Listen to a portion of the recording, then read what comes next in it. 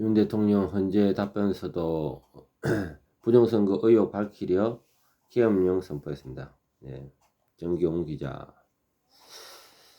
윤석열 대통령이 지난 14일 헌법재판소에 제출한 답변서에 부정선거 의혹과 더불어민주당이 줄탄핵, 경부 예산 삭감 등 비상계엄령 선포 이유로 들었다.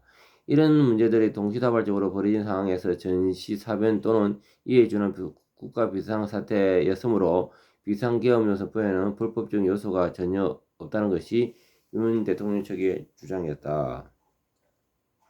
법조계 등에 따르면 윤 대통령 측 변호인단은 탄핵 심판 첫 변론인 지난 14일 헌법재판소에 60여 쪽 분량과 10여 쪽의 분량의 답변서를 제출했다. 먼저 60여 쪽 분량 답변서는 비상계엄령 선포한 배경에 대해 설명했다. 선관위가 전산 시스템을 부실하게 관리했고 이로 인해 선거 결과를 신뢰할 수 없어 진상규명이 필요했다는 것이다. 이는 2023년 10월 국가정보원으로부터 선관위 전산 시스템 보안 상황에 대한 보고를 받은 윤석열 대통령이 선관위에 대한 전면적이고 공개적인 조사를 필요하다고 의견을 밝혔다고 일부 내용에 일맥상통한다.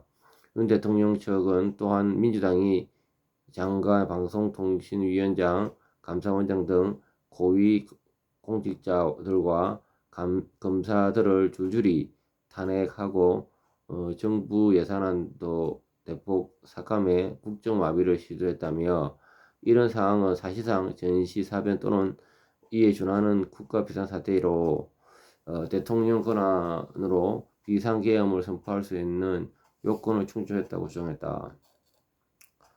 이와 함께 비상계엄 선포는 대통령이 고도의 통치 행위로 사법 판단의 대상이 될 수 없고 윤 대통령 계엄령 선포부터 해제까지 과정에서 법을 어기거나 실질적으로 국민 기본권을 침해한 사실이 없는데 어떻게 큰 문란 목적의 내란이 될 수 있느냐는 반박도 답변서에 포함된 것으로 알려졌다.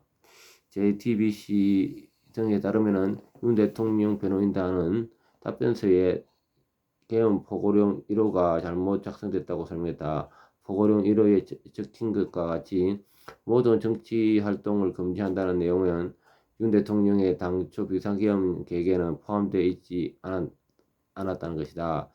변호인단은 포고령 1호는 김용현 국방부 장관이 과거 대통령에게 국회 해산권이 있을 때의 예문을 그대로 뺏겨온 것이라며 모든 절차는 평화적으로 신속히 진행되고 국회 해산 결의시 종료하려고 했던 것인데 문구에 잘못된 부주의로 간과한 것이다. 포고령 표현이 미숙했다고 밝혔다.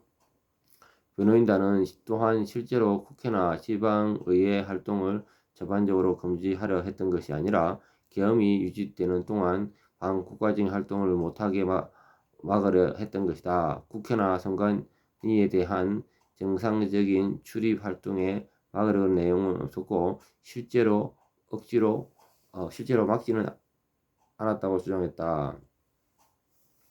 윤 대통령 측 변호인단은 이와 함께 제출한 10여 쪽 분량 답변서에는 국회 탄핵 소추가 적법하지 않으므로 각하해야 한다는 내용을 담은 것으로 전해졌다. 당초 윤 대통령 측 변호인단은 오늘 16일 탄핵 심판 변론 2차 기일에서 답변서 내용과 관련해 구체적인 주장을 펼칠 것으로 알려졌다. 윤 대통령이 직접 출석할지에 관심이 쏠렸다. 하지만 공수처가 15일 윤 대통령 체포영장 집행을 강행함에 따라 출석 가능성을 희박하게 됐다. 체포영장 기간은 집행 이후 48시간이다. 예, 좋습니다.